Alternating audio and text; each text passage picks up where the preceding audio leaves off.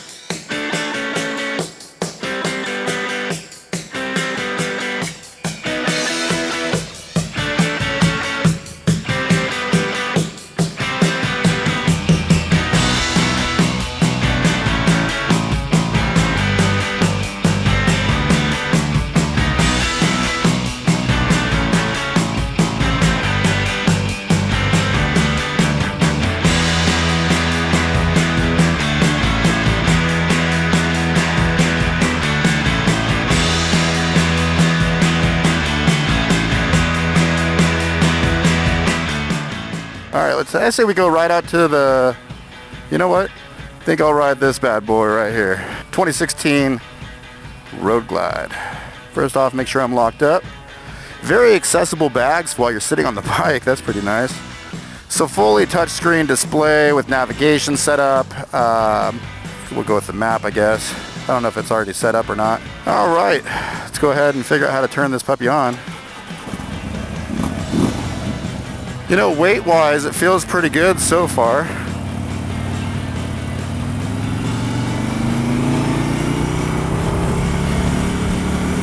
All right, right off the bat, you know, I just kind of jumped on the bike. I didn't really take too much time to get used to it. And the bike's fairly straightforward. Very reminiscent of the Street Glide. All right, let's get a feel for how this puppy works on the freeway. This is kind of, in my eyes, you know, it really comes down to two different bikes that really do a good job of competing against each other. And that's the Street Glide and the Road Glide. And now this is, you know, the Road Glide kind of disappeared for a moment and then came back. And I love what they've done with the bike. I mean, it's beautiful. The lines on it are great. Oh man, this thing is just a throne on the road, man. I can feel the bumps, but it's very soft, you know, right? It's like it's not hard on the body at all. Oh, very nice. I mean, so far it feels very intuitive. I get a little bit of not necessarily head buffeting. I can just kind of feel the wind, you know, juggling around at the top of my helmet. Definitely feels extremely intuitive, and like I feel like I'm in control of exactly where I want to be on the road. There's no odd feeling there whatsoever. Now this is the S model, and so it's got ABS as a standard. Yeah, I mean, it feels great on the freeway. Let's go find some twisty roads. Oh yeah. She just glides, man. Glides and rumbles. I'm liking the upright seating position. Feels really good. I like that it's, you know, unlike the Street Glide, I feel like I have more view over the windshield. It's not necessarily at eye level. I'm looking right over it, which is really cool. And that probably picks up better for, you know, a motovlogger like myself that's filming from the front of their helmet. As opposed to the Street Glide. But yeah, overall, very cozy bike. What I like about the Road Glide over the Street Glide, you know, is that the fairing is built into the frame. And that's really going to help on the freeway.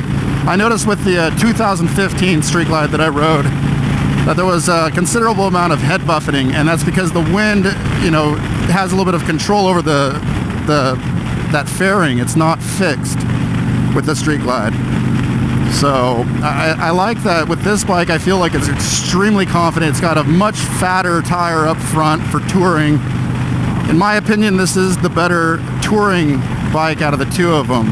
Whereas with the Street Glide, I think that it might be better suited for maybe the twisty roads a bit more, but we'll find out. They're probably both very equivalent. And I think a lot of it too with the Road Glide and the Street Glide is that this is, kind of like a Pepsi versus Coke to some extent. Whether you like the Batwing fairing of the Street Glide or if you like the more of the shark head fairing with the Road Glide.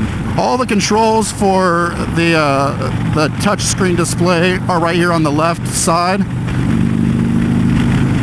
Or I can also reach up and within easy reaching distance, I can reach up and maneuver everything up there while I'm riding. Yeah, it's kind of crazy with this bike. I feel like there's definitely a commanding presence with, riding on the road. Right now on the freeway, I feel big enough to feel like I have that presence, comfortable enough to know that I could go a good 600 or 700, 800 miles a day and be fine. I've got a road trip coming up to Yellowstone on July 8th, so stay tuned for that. But something like this, a Road Glide like this, would be perfect for something like that. So yeah, overall, very cozy bike. Really love this upright position. Looks like my right thumb also has a little bit of control over the infotainment system. Well, that's pretty cool, but we're not using that today. We're not here to test out the audio. The audio on these things is pretty freaking brilliant, up to about 80 miles per hour.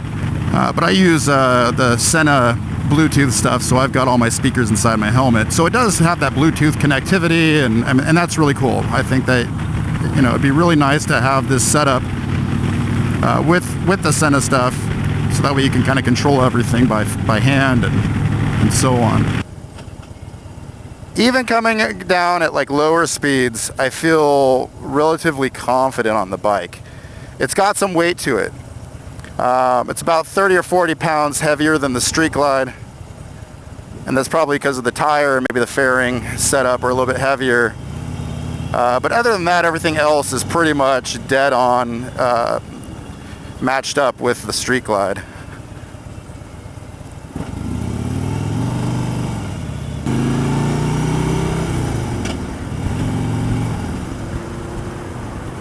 So one of the biggest flaws, I think, with this bike is that because of the width of it, because of the size and dimensions, it's not as accessible or as easy to lane split. On my 2012 Harley Sportster, I could filter right up to the front there, no problem. On this bike, it looks like I could go up a couple cars, but other than that, I would be kind of stuck behind traffic. Not a big deal.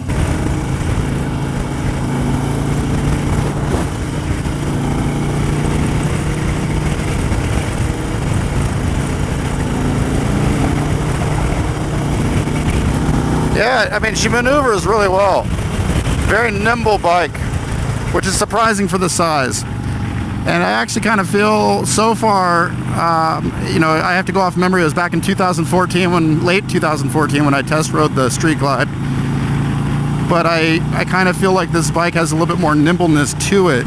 And I'm not sure if that's the fairing, the fixed fairing up front or what, but so far I'm really, really happy with this bike. The suspension is very, very adjustable, if I'm not mistaken. It can all be done by hand, no tools required. It has the 103 cubic inch engine, which is about 1,687 cubic centimeters. Now you get about 42 miles per gallon with this bike, and it's got a 6-gallon tank. And that's pretty awesome in my book, coming from a Sportster with a 3.3 gallon peanut tank. But overall, this bike feels very laid back. I definitely feel like a cruiser. And it's the ultimate bagger in my book. Between the Street Glide and the Road Glide, I feel like the average person will have a difficult decision ahead of them. Again, just to kind of reemphasize, I personally believe that with the bigger front tire and the fixed fairing, that this is the better bike between the two for a long tour. As far as the rest of the dimensions, as far as lean angle, ground clearance, and so on, I think both are going to be just as capable up in the twisties, which in my opinion makes this bike, maybe in reality, a more superior bike on a functional level over the Street Glide. As far as the actual form or the looks, I'm in agreement with a lot of you in that the Street Glide definitely is a very badass looking machine. Not to diminish this bike by any means. This is a very sexy bike, but it seems to lose that edge. And I don't know if it's definitely not because of the dual halogen lamps up front, but it might have something to do with that shark head fairing versus the Batwing. The Batwing just might be a more superior looking fairing overall, but that's an aesthetic, and that's just a subjective thing. So I would try my best to not consider that in my purchasing options, because I like I said, for me it comes down to the function, especially with a bike like this. Function is a key element of this bike. Now, what does this bike make me want to do? That's something I like to ask on all of my review videos. Just like, what is the inner calling of this bike? Like, what is it asking me to do? And I would say that first and foremost, I really want to have just a tricked out bike and do some drag racing. I feel like this is a fantastic bike for drag racing. But on top of that, like more importantly, the comfort is completely there for touring, and then that's really what this bike wants me to do, is go travel the United States. I put all of my camera gear, which took up both of my saddlebags on my Sportster, and I have everything in just one bag on this bike, which is great. Having all that extra storage room is phenomenal for long road trips. Plus the bags are detachable, which is really cool. Now there is a button up here you can push down. That'll help even out some wind. It helps the wind flow. I'd have to spend more time with the bike to know when and where to open that up, but that should eliminate any wind, resistance that you're feeling, kind of streamline the wind flow through the bike. And there's a couple scoops up front with the halogen lights. You have air that comes through right where the lights are at. Plus there's some other scoops up front that will capture air. I think that this bike really wants me to go do some drag racing, go do some touring, travel the United States. I'd love to go through Europe on this. I think as far as any touring goes, I can't really think of a better bike other than maybe, some of the bigger baggers, but feeling good as a single bike. If I was to own one bike, this bike could definitely fill that need. Commuting wise, in California, the only flaw would be the lack of lane filtering options, though I'm sure it could be done in quite a few cases. But the bike overall feels really nimble, surprisingly. I mean, even this tight turn type stuff, I feel very comfortable with it.